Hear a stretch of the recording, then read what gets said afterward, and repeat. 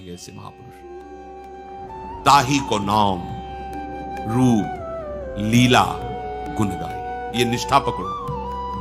आप वृंदावन में आकर के प्रिया प्रीतम के चरणारविंद की शरणागति लिए हैं, ये आपकी बात नहीं है, आपको प्रिया प्रीतम ने पसंद किया है। अब आप अपनी पसंद को सुहा कीजिए, आप अपनी पसंद को जला डालिए, प्रिया प्रीतम की पसंद को स्वीकार कीजिए। कितना अंतराय है उपासना में कि आप श्यामा श्याम के चरणों में जुड़कर इधर उधर भटक रहे हैं और बातें सुन रहे हैं, निंदा स्तुति कर रहे हैं, निंदा स्तुति सुन, इसी में समय बर्बाद करना है क्या?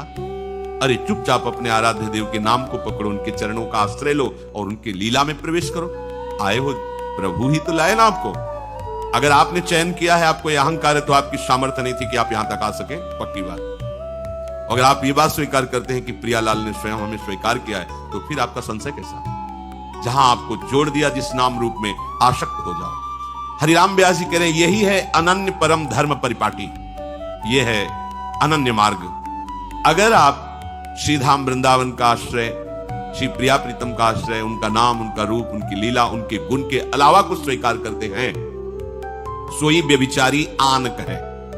वो व्यभिचारी भक्ति में वो व्यभिचार है। अव्यभिचारिणी भक्ति भगवान को ऐसे अधीन कर लेती है जैसे पतिव्रता अपने पति को। हमारे आराध्य देव के नाम की ऐसी ठसक होनी चाहिए। सामने वाला अपने आराध्य देव का नाम ले रहा है, तो हम अपने आराध्य देव का नाम ले रहे हैं। हम अपने ही आराध्य देव की जय बोलेंगे। हमारे ही आराध्य देव सब रूपों में हैं, पक्का पता है, पर हमें गुरु जी ने जो नाम दिया बस उसी की जय बोलेंगे। उनके अनंत नामों में ये सब नाम है, पर जो गुरु मुख से मिला हुआ आराध्य देव का रूप, उनका नाम, उनकी उपासना, उसकी अनन्य निष्ठा, ये अनन्य धर्म है। यह है अनन्य परम धर्म परिपाटी। इस मार्ग में हमें चलना है। सोई व्यभिचारी आन कहे आन करे, ताको मुख देखे दारुण दुख पाइए। वो व्यभिचारी है जो अपने आराध्य के देव की सिवा और किसी की बात करे और कोई उपासना करे, बोले ऐसे का मुख देखना भी दुखद हो जाएगा। क्या दुखद हो जाएगा? उपासना में बाधा पड़ जाएगी, उपासना में बाधा पड़ जाएगी। हमें उन्हीं से मिलना है, उन्हीं से बात करनी है, जो इष्ट मिले और मन मिले, मिले भजन रस रीति। रसिक मंडली में या तन को नी के ढंग लगाओ, दंपति यश गाओ, हर्षाओ हित सो रीझ रिझाओ। बात समझो। हरिराम व्यास जी कह रहे, व्यास होई उपहास, चाहे जो कुछ कर लो, यदि रसिक अनन्यों की परिपाटी मार्ग में नहीं चले तो उपहास ही होगा। हृदय का दाग नहीं जाएगा, अहंकार नहीं मिटेगा, चाहे कुछ भी करके देखे, उपहास ही होगा। जैसे सेवक जी कह रहे, गुरु सेवा तज करे जबान, या है अधर्म या है सभान कान्य नरस्कर में। अगर गुरु आज्ञा का उल्लंघन करके मनमानी आचरण कर रहे हो, तो चाहे जितनी बड़ी साधना का अनुष्ठान कर लो, वो अधर्म ही होगा। वो रसिकों की सभा में तुम्हें बैठने को नहीं मिलेगा। यह है अधर्म, यह है सभान कान्य नरस्कर में रहे। व्यास होई उपहास, और उपहास के बाद क्या मिलेगा? त्रास के, आपको दुख मिलेगा। सुख के लिए जो आप साधन कर रहे हो नहीं प्राप्त हो पाएगा। वो हरि गुरु की अधीनता से प्राप्त होता है। हरि गुरु चरण सेवानुसर हो। आस अछत कित दास कहा, ये किसी और से आस कर रहे हो और आप कहते हम श्यामा श्याम के दास हैं। कैसे तुम दास हो? यहां जब तक आप रसिक अनन्यों के मार्ग में नहीं चलोगे, तब तक आप रस को कैसे अनुभव कर पाएंगे? तो हम जाने तो कि रसिक अनन्य किसे कहते हैं। बोले तेई रसिक अनन्य जानिए, जिनको विषय विकार न, हरिशों रति तेई साधु मानिए। जो किसी भी तरह से संसार के किसी भी भोग में सुख का कहीं भी अनुभव नहीं कर रहे, एकमात्र सुख हा हरि राधा, हरि अर्थात प्रिया प्रीतम। जो प्रिया प्रीतम के नाम में सुख मान रहे हैं, प्रिया प्रीतम के रूप में सुख, प्रिया प्रीतम की लीला गायन श्रवण में और प्रिया प्रीतम की सेवा में, बस इतना जीवन। इतने में फुर्सत नहीं है। बोले वही रसिक अनन्य है। श्यामा श्याम के नाम रूप गुण लीला धाम के सिवा दूरे सृष्टि आदि वार्ता, तेई रसिक अनन्य जानिए। अब आदेश कर रहे हैं कि तिनकी संगति पतित सु उद्धरे, जो बारक घर आनिए। यदि ऐसे रसिक संतों की संगति प्राप्त हो जाए, परमानंद की प्राप्ति, प्रेम की प्राप्ति निश्चित है।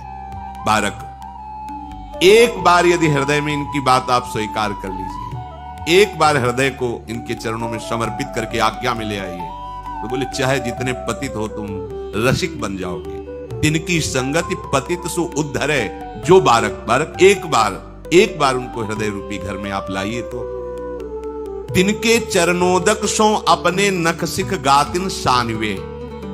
ऐसे रसिक संत महापुरुषों का चरणोदक पान करे, माथे पे धारण करे। तिनकी पावन जूठन जेवत तब ही हरि ही आनिए। ऐसे रसिक महापुरुषों का उच्छिष्ट पाने से इतना हृदय द्रवित हो जाता है कि हरि उस हृदय में खेलने लगते हैं। तिनके वचन श्रवण सुनिति छिन मन संदेह भानिवे। कह रहे हैं कि ऐसे रसिक महापुरुषों के जब हम वचन सुनते हैं, उपदेश सुनते हैं, तो कोई संशय नहीं रह जाता, सारे संशय मिट जाते हैं।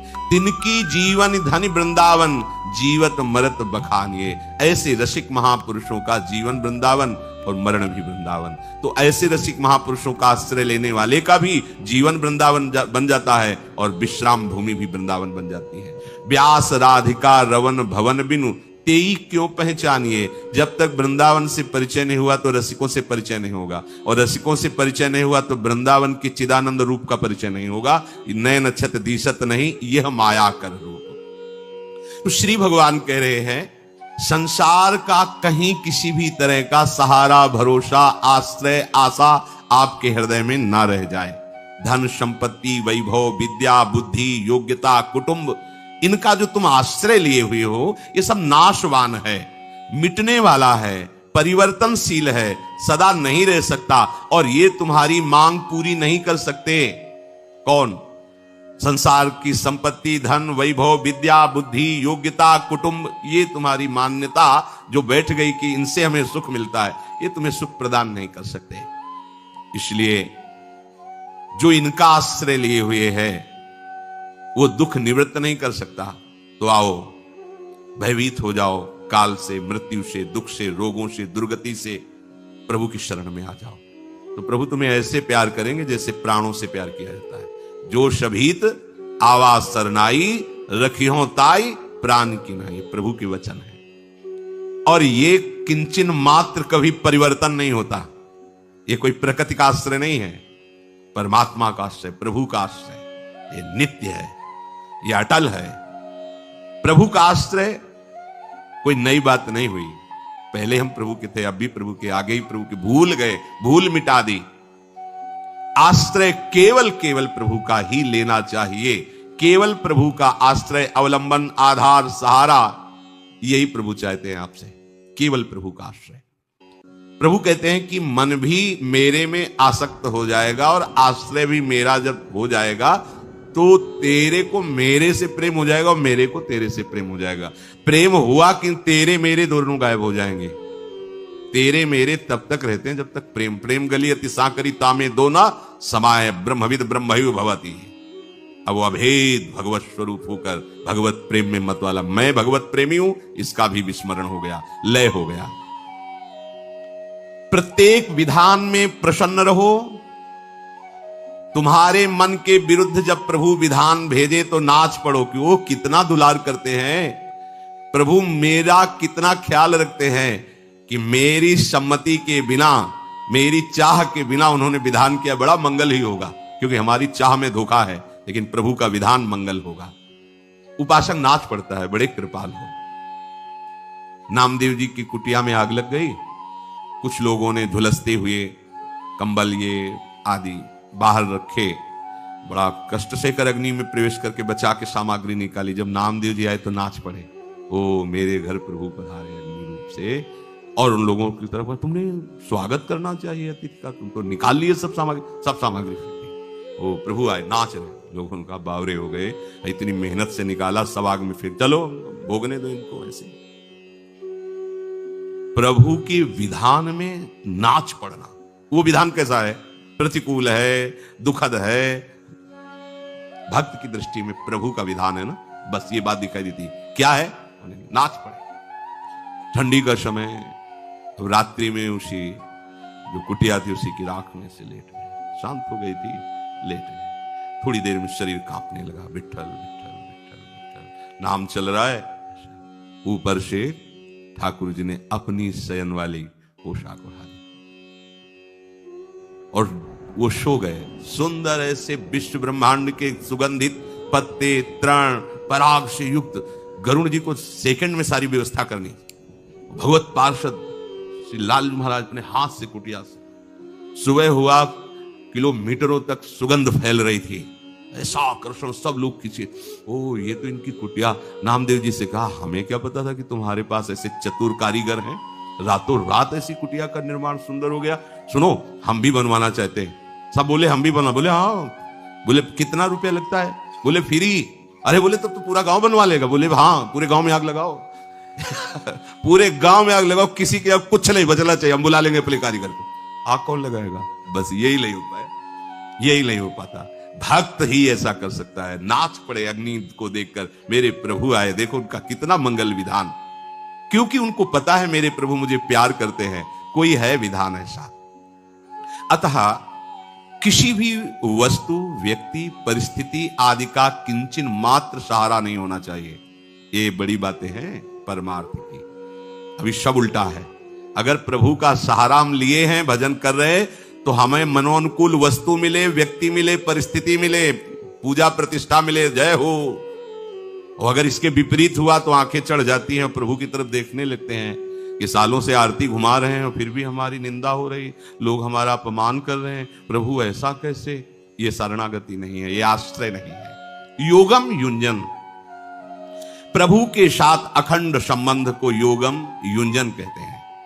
पहले बताया मदाश्रया, मेरे आश्रित हो जाओ, तो तुम्हारा जो अखंड संबंध है वो जागृत हो जाएगा। है उस संबंध को जो स्वीकार कर लेता है, उसकी पहचान ये होती कि वो सिद्धि असिद्धि में समान रहता है।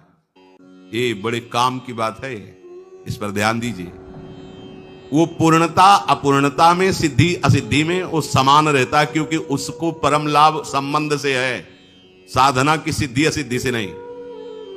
अभी झूम पड़ोगे ये बात अगर हृदय में पहुंच जाए, कान में तो पहुंच गई है, हृदय जलेगा जब तक कि हृदय में नहीं जाएगी। ये बात हृदय में पहुंच जाए। हमारा संबंध श्यामा श्याम से है, इसमें कभी घाटा नहीं पड़ता है, और अंतिम संबंध ही काम आता है। दुर्गति या सदगति संबंध से होती है। संसार का संबंध, रिश्ते नातेदारों का संबंध स्वीकार किया तो अंतिम समय कर लो साधन, लेकिन अंतिम समय वही फाइनल में तुम्हारे सामने होगा जहां संबंध होगा। साधन भजन बहुत बढ़िया कर रहे थे भरत जी, संबंध स्वीकार कर लिया हिरण से, सब संबंधों का त्याग किया, हिरण से संबंध स्वीकार किया, तो अगला जन्म हिरण का हुआ। संबंध, इस तुरंत इसी के बाद शब्द लिखा है कि जो इस संबंध को स्वीकार कर लेता है वो सिद्धि असिद्धि में सम रहता है, क्योंकि हमको इससे लेना देना रहेगा। तभी अभिमान नहीं होता, तभी दृढ़ भरोसा रहता है, क्योंकि उसको भरोसा साधना का नहीं है। साधन ठीक सिद्ध तो बढ़िया, नहीं पूर्ण तो बढ़िया, तो काम कैसे बनेगा? श्यामा श्याम से श्यामा श्याम, वो उनकी कृपा की बाट जो होता है, और जो कृपा की बाट जो होता रहता है उससे कोई परास्त कर सके, ऐसा कैसे हो सकता है? ऐसा नहीं हो सकता। जैसे सिंह सिंहनी के बीच में बैठे हुए उसके शावक को कोई पीड़ा नहीं पहुंचा सकता, ऐसे श्यामा श्याम के आश्रित को कोई पीड़ा नहीं पहुंचा सकता। अहंकार है, इसीलिए विकार अभी हमें रौंदते हैं, नहीं तो जिस दिन हम पूर्ण समर्पित हो जाएंगे, हो गया खेल। हमारा खेल इनसे है, साधना से नहीं है, हम कुछ नहीं कर पाएंगे। हे नाथ, नाथ अनाथन हित समर्थ मोहन, ये अंदर की बात है, बाहर की बात नहीं। बाहर तो तुमको आज से ऐसे रहना जी, अंदर की बात है, आप जैसे रखो, जैसे चलाओ, साधन की सिद्धि असिद्धि में समान। ये वही कर सकता है जो आश्रित है। अगर थोड़ा भी अहंकार है, थोड़ा सा सफलता मिलने पर आप छाती फुला लेंगे, और थोड़ी सी असफलता हो तो आप मुंह हिलगा लेंगे। लेकिन जो श्यामा श्याम का संबंधी है, वही सफलता असफलता में समान रहेगा, क्योंकि उसको पता है हमें इससे कुछ चाहिए नहीं। ये सफल हो तो बढ़िया है, ना सफल हो तो बढ़िया, तो चाहिए क्या? वो चाहिए, वो उन्हीं से चाहिए। बने तो रघुबरते बने, ये गा लेते हैं लेकिन इसे पाते नहीं है। अगर पा लें तो अभी झूम पड़े हम, ये भागवतिक शब्द हैं, अभी झूम पड़ेंगे, क्योंकि ये उधर से होना है ना, तो उधर ताकते रहेंगे। बाट जोता रहता है उपासक कृपा की, वो सिद्धि असिद्धि में सम रहता हुआ उपासक भगवान नाम जप ध्यान कीर्तन, भगवत लीला गुणगान रूप चिंतन, ये स्वाभाविक उसका होने लगता है, क्योंकि वो भगवत आश्रित है ना। उसकी चेष्टा केवल केवल प्रियालाल के अनुकूल होती है। अभी सारी चेष्टा शरीर की अनुकूलता को लेकर है, तो हम शरीर के आश्रित हैं। जब उपासक प्रभु के मन वाला हो जाता है, प्रभु के आश्रित हो जाता है, योगम युंजन प्रभु के मन वाला और मदाश्रया प्रभु के आश्रित, तो उसको कुछ अभ्यास नहीं करना पड़ता। ये भजन का अभ्यास, ध्यान का अभ्यास नहीं, छा जाते हैं। जिनके आश्रित हुए छा जाते हैं प्रिया प्रीतम, उनका रूप, उनका नाम। कोई भी योग बकाया नहीं रहता, सब योग उसके अंदर, क्योंकि योगिंद्रों मुनिंद्रों के गुरु महायोगेश्वर श्री कृष्ण और प्रिया जो इनका आश्रय लिया, तो सारे योग अपने आप जागृत हो जाते हैं। कोई कह सकता है कि अपने आप कैसे जागृत हो जाते हैं? देखो, गुरु कृपा, हरि कृपा, ये इतनी समर्थ है। भगवान शंकराचार्य जी की सेवा में रहते थे एक संत भगवान, लंगोटी धोना, कपड़ा धोना, स्नान करने के बाद उन्हीं की शरीर सेवा में, तो स्नान करके आद्य गुरु आए, विराजमान हुए, तो मुख्य जो परम विद्वान उपनिषदों के तत्व के रहस्य को जानने वाले शिष्य जन थे, उन्होंने किसी गूढ़ अध्यात्म का प्रश्न किया। तो उनका वो त्रोटकाचार्य जी शायद उनका नाम था, उनका वो त्रोटक जी आ जाए, फिर वो बोले प्रभु उनके सामने क्या वर्णन, मतलब पढ़े लिखे बिल्कुल नहीं थे, तो उनका उनके सामने वर्णन करना क्या मतलब, जो तो पढ़े लिखे नहीं है, उपनिषद का न ज्ञान है न तत्व का ज्ञान है, और वैसे ही केवल शरीर सेवा में आपकी रहते, कभी हमने देखा नहीं शास्त्र स्वाध्याय करते। उनको नजर में आया गुरु के शरीर की सेवा करना एक साधारण बात है, ऐसी बात नहीं। तो मुस्कुरा दिए भगवान शंकराचार्य की तुम्हें बहुत ज्ञान का अभिमान है। जब वो लंगोटी वस्त्र आदि प्रक्षालन करके धो के फैला के आए, तो उनका त्रोटक हाँ जी बोले, इस सूत्र की व्याख्या करके इनको बता दो। संस्कृत, वही आचार्य पदवी पर विराज, संस्कृत से एकदम सवाश्चर्यचकित, गुरु कृपा ही केवलम। उपमन्यु जी का चरित्र आता है, सदगुरुदेव के पास गए, उन्होंने कहा कि हमारे यहाँ तो सेवा प्रधान है, तो कुछ वर्ष आप सेवा करो, फिर आपको शास्त्र स्वाध्याय करना बताएंगे। जी जैसी आ गए, तो गाय चराओ तुम, ये गौशाला है, जंगल में ले जाके इनको चरा। और ऐसा नहीं था कि शाम के वापस हो जाए, महीनों जंगलों में ही ऐसे। जब आए तो खूब हष्ट पुष्ट, तुम हष्ट पुष्ट कैसे हो? उनका गुरुदेव गाय का दूध पी लेते हैं, ये गाय हमारी है, हमारी आज्ञा के बिना तुमने कैसे ले लिया? गलती करी, हाँ चलो। फिर आए हष्ट पुष्ट, कैसे? माधुकरी मांग लाता हूं, तो बिना गुरु को समर्पित करे भिक्षान्न पाना दोष है। ना हमने आदेश किया और ना तुमने समर्पित किया, कैसे भिक्षान्न मांग रहे हो? जी। फिर गए, फिर कैसे हष्टपुष्ट हो? तो बोले प्रभु जो बछड़ा फेन गिराते हैं उनको शास्त्रों गाएं, तो बोले हमारे बछड़े बड़े कृपालु हैं, वो ऐसा, तो तुम्हारा ये पीने की भावना उनके उदर को खाली रखना है, अर्थात वो बड़े कृपालु, तुम्हें देखकर छोड़ दे, आज से फेन भी नहीं खाना। जी। अब तो सब बंद हो गया था, उनको पता नहीं था, अकौड़े के पत्ते चबा लिए, तो आंखें अंधी हो गई, नेत्र की ज्योति चली गई, और एक अंधे कुएं में गिर गए। जब वहां गिरे तो उन्होंने अंदर से पुकारा, अब पुकारा गुरुदेव। नहीं, आशय यह था गुरुदेव का कि कुछ भी करने के पहले हमारा स्मरण, हमारी अनुमति आवश्यक है। अब पुकारा गुरुदेव, उनको विचलता हुई, गुरुदेव उपमन्यु संकट में है, कहां है? शिष्य सहित गए, वो अंदर से ही गुरुदेव ऐसे पुकार, अच्छा नजदीक है, उन्होंने सुनो हम तुम्हें मंत्र बोल रहे हैं, इस मंत्र का उच्चारण तुम करो अपनी जिह्वा से। इसी समय जो देवताओं के वैद्य हैं अश्विनी कुमार, वो तुरंत आ जाएंगे, बोलो मंत्र। जी गुरुदेव ने मंत्र बोला, अश्विनी कुमार आ गए। उन्होंने एक कुएं की रचना की आयुर्वेद के अनुसार, और कहा इसे पाओ, तुरंत अंतर और बाहर दोनों दृष्टि खुल जाएगी, ये नेत्र भी खुल जाएंगे, हृदय के भी नेत्र खुल जाएंगे, पाओ। तो उनका नहीं, अभी तक गलती होती रही, गुरुदेव को समर्पित करो और वो आदेश करें तो हम पा सकते। अब आया सिद्धांत, तो उन्होंने कहा नहीं, तुम्हारे गुरुदेव के ही मंत्र से मैं जागृत हुआ हूं, उन्हीं का आदेश। बोले नहीं, पहले गुरुदेव प्रसन्न हो गए, यही चाह रहे थे। उन्होंने जो ही पुआ खाया, गुरुदेव के आदेश हुए, नेत्र प्रकाश, अंदर के नेत्र प्रकाशित हुए, बाहर आए और कहा गुरुदेव सबसे बड़ी बात मिल गई कि बिना गुरु आज्ञा की एक वृत्ति भी नहीं उठनी चाहिए, जाओ चारों वेद तुम्हारे हृदय में प्रकाशित हो। तो उन्हें व्याकरण पढ़ना नहीं पड़ा, बालका बालको बालका संपूर्ण वेद स्फुरित गुरु कृपा। तो गुरु हरि ही तो है ना, तो हरि कृपा से कौन सा योग नहीं तुम्हारे अंदर जागृत हो जाएगा? वो तो महायोग योगेश्वर श्री कृष्ण है। जो भगवद आश्रित हो गया, जिसका मन प्रभु के चरणों में समर्पित हो गया, सारे योग जागृत हो जाते हैं। असंशयम समग्रम माम, प्रभु कह रहे हैं जो मेरे आश्रित हो गया, मेरे मन वाला हो गया, वो मुझे समग्र रूप से जान लेता है। सगुण निर्गुण साकार निराकार अवतार अवतारी वो सब जान जाता है रात से। अभी एक दिन एकांतिक में एक ने प्रश्न किया था कि वो हमारे पूज्य जन जो है वो कहते हैं कि मूर्ति पूजा की निंदा करते हैं, साकार भगवान की निंदा करते हैं, उनके नाम रूप की निंदा करते हैं, और वो कहते हैं भगवान तो निराकार है। तो आपका क्या इसमें राय है?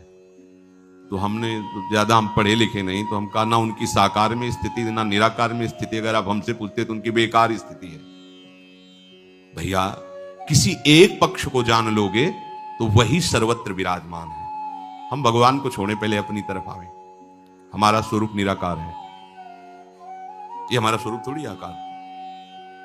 हमारा क्या स्वरूप है? जो हम मान लेते हैं वही हमारा स्वरूप है। हिरण माना हिरण बन गए, सुअर माना सुअर बन गए, मनुष्य माना मनुष्य बन गए। जो हम चिंतन करते हैं वही हम अपने स्वरूप को देखते हैं। वस्तुतः हमारा स्वरूप ये सब नहीं है। कोई रूप नहीं है हमारा, कोई रूप नहीं। जो हमारा मैं है वो कोई रूप नहीं है, वो अरूप है। हम जिस रूप का आरोप करते हैं, भावना करते हैं, वही हमारा रूप हो जाता है। पुरंजन स्त्री का चिंतन किया तो अगले जन्म स्त्री, पहले पुरुष था फिर स्त्री बन गया। स्वरूप में तो कोई अंतर नहीं हुआ ना। तुम जैसी भावना करते जा रहे हो वैसा आप बदलते जा रहे हो। भावना बदल रही न कि आप बदल रहे हो। आपकी भावना बदली तो आपने अपने को स्त्री रूप में देखा, आप स्त्री मान लिए, पुरुष रूप में देखा, पुरुष मान लिए, पर आप ना स्त्री है न पुरुष है। आपका जो स्वरूप है वो न सूक्ष्मदर्शी से देखा जा सकता है। कांच के शीशे में बंद कर दो, जब वो आपका स्वरूप अंतर ध्यान होगा तो ऐसा नहीं दिखाई देगा कि ये जा रहा है, निकल गया। ये जो जिससे कहें कि शीशा चटक जाएगा, नहीं, वो कोई प्राकृतिक वस्तु थोड़ी है कि शीशा भेदेगा तो चटक जाएगा। वो शीशे की भी आत्मा है, वो शीशा भी जो है उसी की आत्मा है, वो लीन हो जाएगा, उसका कोई रूप नहीं। अगर वायु निकलेगी तो चटक जाएगा, पर वो वायु नहीं है, वो नहीं, वो है। वो सबसे परे है, वो सब में भरे है, सब में भरे है, वो सबसे परे है। ये पहली वही समझ सकता है जो समग्र रूप को जान गया है। देखो भगवत ऋषि जी ने इस झगड़े को कहा है। ये जो झगड़ा करते ना, परमात्मा निराकार है, बोले नहीं साकार है, तो वो कह रहे हैं कि जाको जैसी लखी परी तैसी गावे सोई, बीथी भगवत मिलन की निश्चय एक न होई। निश्चय एक न होई कहें सब पृथक हमारी, श्रुति समृति भागवत साखी गीता दे भारी। भूपति शबन समान लखे निज पर जाता को, जाको जैसो भाव सपोषे तैसो ताको। तो हाथी देखो आंधरनी निज मन के अनुमान, कान पूछ पद पीठ गही करो सवन परमान। करो सवन परमान बिटोरा सूप पाट तर, झगरे संत महंत निगम आगम पुराणवर। भगवत रसिक अनन्य दृष्टिवर की जय साथी, जिन देखो गुण रूप अंग ही में हरिहाथी। भगवत रसिक जी कह रहे श्री हरि के पहुंचने का जिसने जैसा भाव किया वैसा ही मेरे हरि ने उसे अनुभव कराया। गोस्वामी जी लिख रहे जाकी रही भावना जैसी, प्रभु मूर्ति देखी तिन तैसी। पर निंदा करने का अधिकार तुम्हें कहां से मिल गया? अगर तुम निराकार के उपासक हो तो पहली बात तो समझ लो कि उपासना साकार की होती है। उपासन जो अपने आराध्य देव के समीप रहता है, निराकार एक भाव है, उपासना नहीं। उसकी आरती पूजा गीत गाना नाचना प्रणाम नमस्कार ये सब नहीं है। वो अंतर्यामी तत्व सर्वत्र विराजमान है, अनुभव और मोक्ष।